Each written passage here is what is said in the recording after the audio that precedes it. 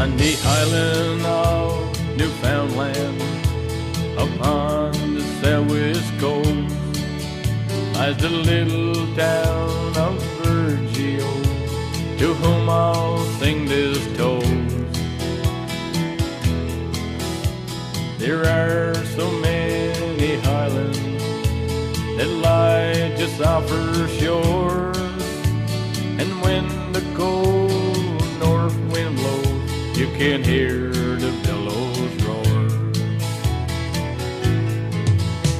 The people from the village make their living from the sea.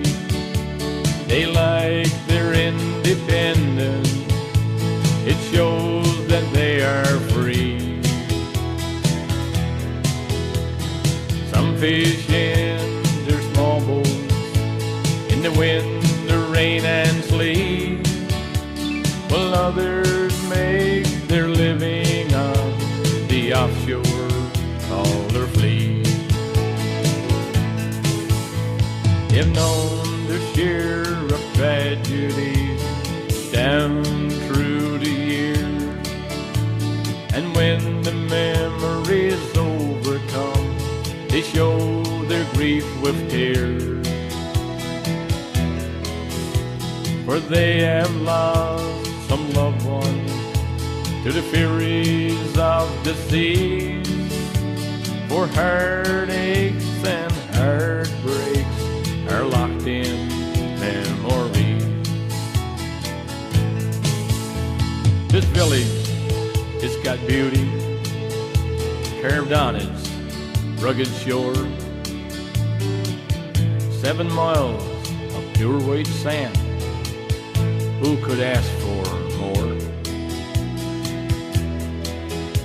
The mountains and the valleys where the rivers run so fast, and the salmon rise to the sportsman's fly as he makes another cast. Now the people of this village love their native home, for anyone who goes away oh surely will return. Just like that lifelong mystery, the answer you won't know. What makes this rugged village burn so deeply in your soul? What makes this rugged village burn so deeply in your soul? Good evening and welcome to This Week in Review. Tonight in our stories we have Second Annual Mini Cancer Relay, Sports Day, Ferry Work, Town's 60th birthday, Sand and Sea Update. Please stay tuned for these stories after this.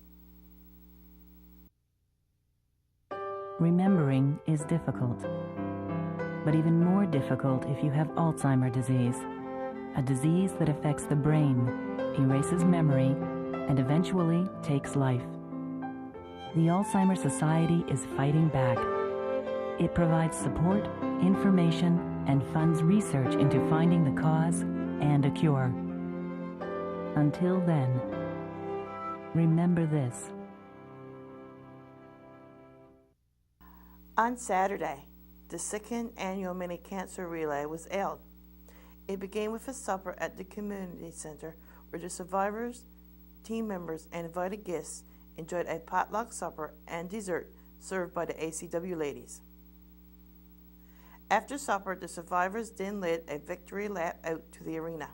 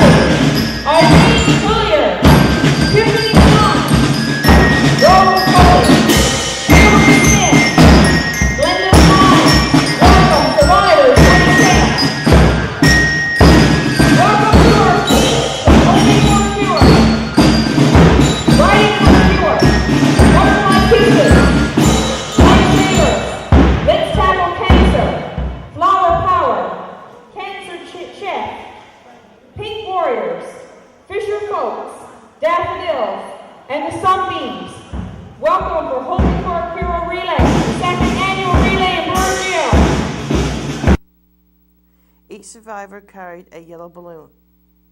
The balloons were then released.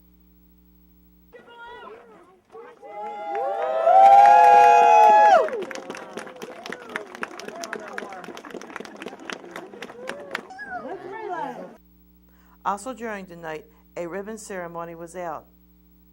People bought ribbons and placed them on a larger ribbon and lit a candle in memory of a loved one.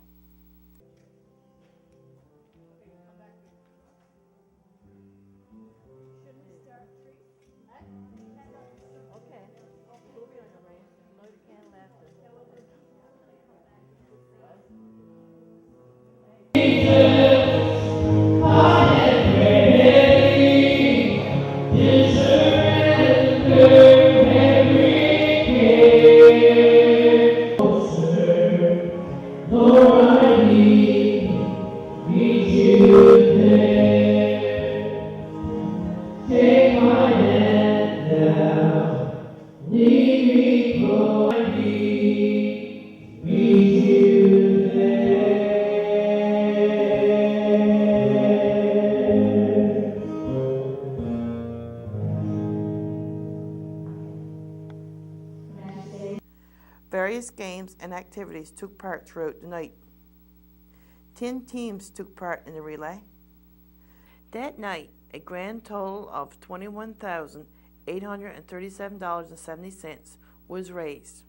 Congratulations to everyone involved in another successful relay. The primary and elementary school students, along with their parents, teachers, and staff, enjoyed their sports day on Thursday. Students had gathered around the playground area, taking part in various activities. Some were having races, while others played in the sand.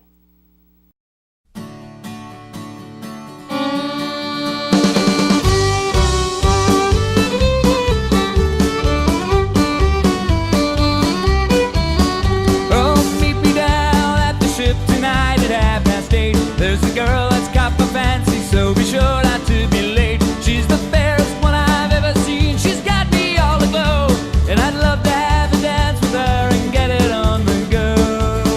So here's to life, sometimes it will get you down. Don't be lying in the corner, just get up and jump around. Hold on every moment, let your heart be your guide, and raise a glass to the ones you love, 'cause we'll leave it on the side.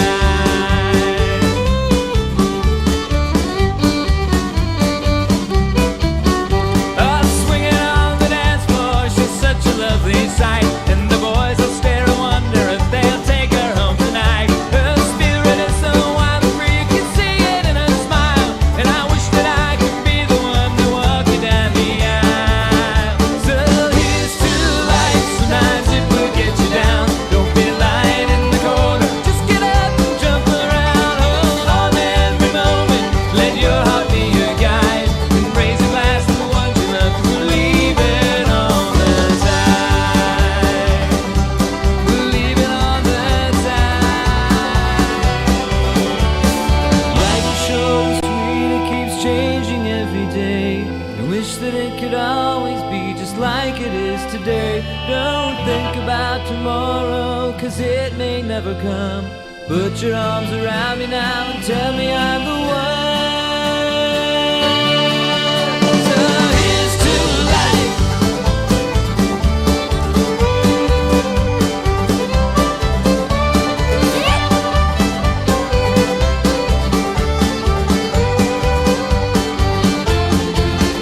So here's to life, sometimes it will get you down. Don't be lying in the corner, just get up and jump around. Hold on every moment, let your heart be your guide,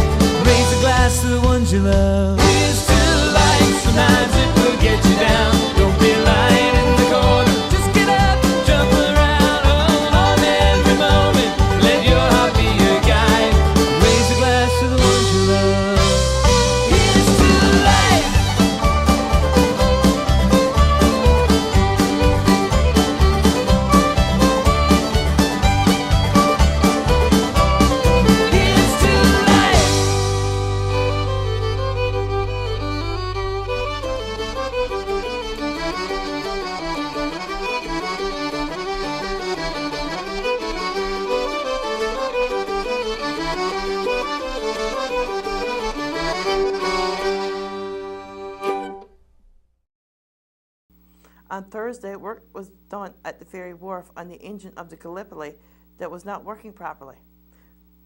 Crew working cranes that arrived placing the engine parts on a platform to work on it. Once the parts were fixed, the ferry returned to its regular schedule. On Thursday, Burgeo held its 60th anniversary of incorporation. A few people gathered at the town office as Deputy Mayor Junior Strickland cut the cake. On behalf of the town and celebrating the 60th year, I'd like to cut the cake and hopefully everybody gets a good piece.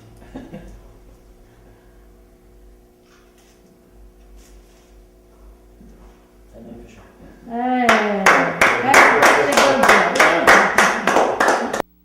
June Iscock and Doris Pink came by the studio to give an update on their committees. Good evening.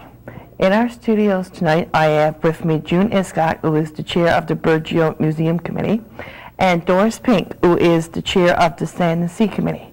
Good evening. Hi there. June, you were talking about something about a community arts program. How did that come about? Well, last year, when there was news that the Sand and Sea Committee were stepping down as a committee, our group felt that we should apply for some money through an organization called the Newfoundland and Labrador Arts Council. They are a provincial funding body that helps organizations like ours, and now Doris's as well, to promote the talent in our community. And with my work in the music industry, I had experience of writing some small proposals. It's not you know, a lot of work, but it's a couple of page document, and you put together a budget. And what we had felt was that if we could apply for some money to possibly hire Route 480 for the Burgeo Day Dance or the Saturday night, then at least if there wasn't a committee come forward, we might have some money to be able to do something like that. We were successful in obtaining a $4,000 grant, and just so that Doris knows as well, there's a potential $5,000 that they do give out, and you have to show that, you know, you might be able to find a little bit of money somewhere else as well. And of course the town of Burgeo supports us, and you know, Burgeo being a generous community, there's often, you know, fundraising done to go with that little pocket of money that you have. So we were successful in getting $4,000. Now, we found out about our grant just as the Lions and the Lioness were coming forward to say, we are going to be the new Sand and Sea Festival Committee. So what we did in the new year was approach the Newfoundland Labrador Arts Council in St. John's and asked, rather than sending the money back, would we be able to offer some of that money to the Sand and Sea Festival Committee for the performance part of their budget, and then we would also like to be able to keep some of the money for the museum group so that we could promote at the museum some of the talented individuals in our community. And they agreed. So when they agreed about that, and I'd had some chats with Doris, we let Doris know, and they were very happy to say yes, it's $1,500 that could go towards their budget. And actually, Doris, the Burgeo Heritage and Museum Committee, is very happy to present you with this $1,500, and really, you know, our first official really partnership with another group in the community to be helping to promote our talent. So we're very happy about that. And we're really happy to be the recipients of it. And I've been talking to Maxine, and she knows, and you probably know that we've been trying to go local as much as possible with our talent this year. So this is going to go a long way, and thank you very much. And anything that we can do, like during the festival, to promote the Newfoundland Labrador Arts Council and your museum group, we'll certainly be pleased to do it. Thank you for that. And so she has acknowledged the Newfoundland Labrador Art Council and the museum support in the new brochure that's out now, the Sand and Sea brochure. I've seen it. Yeah, the brochures were actually delivered all over town yesterday. Yeah. And keychains and buttons are not here yet, but buttons are coming, and little fridge magnet things. So yeah, they're all over town. Okay. We're saturated yesterday. Yes. And then, Maxine, as well, with the community arts program, what we've done is with some of the money, we actually bought Betty Buckland Kosser prints, which are available at Joy's Place, and we had them professionally framed, and we will be doing an exhibit of her work. We have some of her small note cards that she did as well. And so during our busy time in the summer, we'll have a lovely exhibit and a bio on Betty at our museum, and that will be part of our permanent collection at the museum now. And as well, we'll have a couple of musical events, and we're having one in very early July, July 6th, Ronald Durnford, and hopefully Henry Young will be accompanying him. It depends on Henry's schedule, but we'll be performing music for an evening at the museum. Travis Durnford has agreed to come and do a musical event with us sometime in August, maybe towards the end of August, maybe towards our closing date. We're going to feature Donna Warren's photography. We've purchased, one of these new digital gadgets where our visitors come in. A lot of people can't get everywhere, and Donna is doing a new exhibit to celebrate, the 60 years of incorporation. The town is celebrating its birthday, and so she's doing a photo exhibit that will be on display at the museum for the summer. And then the other thing that we're focusing on is our wooden boat display, because we've got a lot of lovely, beautiful wooden boats that were most of them made by local people here, and we want to have them exhibited. So those are some of the things that we'll do with this money that the Newfoundland Labrador Arts Council gave us. Okay, very good. So when do you plan on opening the museum, June? We are hoping to be open to the public on Monday, June 21st. Okay. So that is just next week. Well, I guess, yeah, it'll be June 21st. Okay. We actually have Bethany Han, who is a SWASP student, starting on Monday, and then on the 28th, we actually have 2 Canada Summer Job students that will be starting with us, Olivia Anderson and Brittany Billard, and so they have, all of them have 8 weeks work with us. Okay, very good.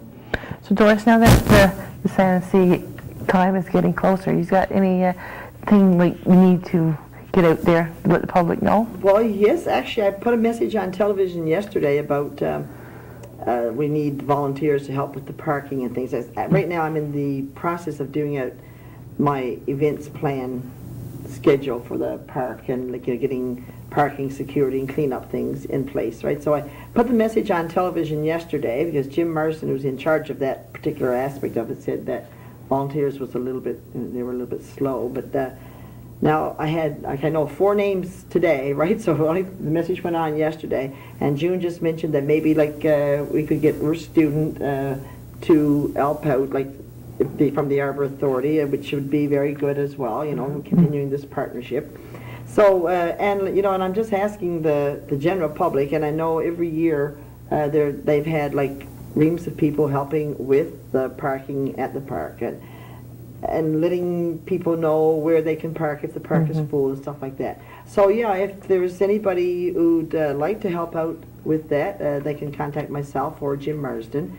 So that's I guess the number 1 priority right now at this stage. And I mentioned to you earlier about the games that we were going to try to get more things for the little ones.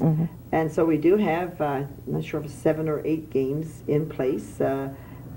Carnival type games, and we'll use our student workers from the arena and Gabrielle, who's working with the Lions Club, and they're going to help us run those games for the summer, for the 4 days of the festival. Those things seem to be coming in place, and I guess probably in line with what June is doing at the museum and that as well. Even though we don't have a booth set up where you can actually sell, the festival is a great time for local people. They have knitted goods, if they're quilt makers, those kinds of things. If they want to display their work, if they want to sell their work, if the weather is good at the park, they can set up a table to sell, they'd set their price, they'd get the money themselves. It wouldn't have to go through us, but we certainly would advertise it for them. We'd make announcements at the park, if there's a table here with knitted socks or whatever, And because we had, like I mentioned before, we had that guy come in and with this little trailer last year. Yes, Sell Ben those- Munden. Yeah, Yes. with the belts and hats and things, and that went over really well. Really well, And it did. and if anybody's got something that they want to sell like that, by all means, and and of course if the weather is not good, please let it be good. But if it's not good, we will go ahead at the arena. So the same thing, it would still be. You have lots of room there for to set setting up little areas. Exactly. So Sure. it's a a good wonderful idea. opportunity for people if they're craft oriented, they have things they want to sell, then by all means go ahead and do it. So. Okay. Now, you said the brochures are out. Are they located at most of the stores? Or? They're at most of the stores, they're at the museum, and they're at the motel, and they're up at the park, and The town hall. yeah, and I the saw town them hall, today. yeah. And we've got them like they were put on the Gulf Ferry and at the Deer Lake Airport and Stephenville Airport. Again, I don't know where normally we put them, but everywhere I could think of, we have Yes. put them. So. If you have extras, I'll take some for my travels and poke them places Yes, I have to go out of town on seminars. Definitely. That'd Absolutely, be- I'll give you a bundle. Yeah. Okay, well, very good. Anything else now you need to add? Let me think. What else was I supposed to do? I wanted. Well, certainly, I'd like to thank everyone. Thank June, especially with this big check. But a lot of I don't know if you know, but during San Lucia, every day, there's all those draws. Everybody who buys a button or a keychain or a magnet, or if you put a minimum $1 donation in the donation box, all those people who do those things, they get their names tossed in a bag and they draw for prizes at the end of every day. And your name goes back in the bag for the next day. So you can purchase one thing and you can win all 3 days, 4 days, whatever.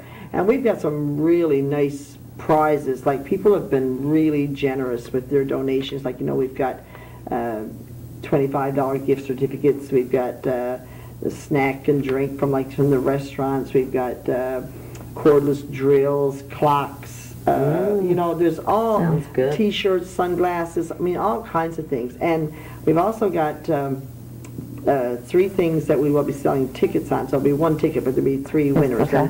And one of them is a very good gift from BBS here. There's a year's free cable, your basic cable. Very nice. So there's that, and we've got a barbecue from Pro Hardware, and we've got a Deacon's bench that was made by Mr. Farrow at the seniors' place, and so those will be 3 prizes for the tickets. Now the tickets are not printed yet. Obviously they'll be available during the festival. I should get them done pretty soon now, so they'll be able, all the committee members will have them. So if you want to get one, you can without going to the festival, but we'll see you at the festival. But yeah, so things seem to be falling in place nicely, so we certainly thank all those people, and we will get around at the end of the festival, we'll get around to sending out the thank you cards and stuff like that. But yeah, it seems to be going nicely, girl. Oh, that's good. Yeah. That's wonderful. Good to happen.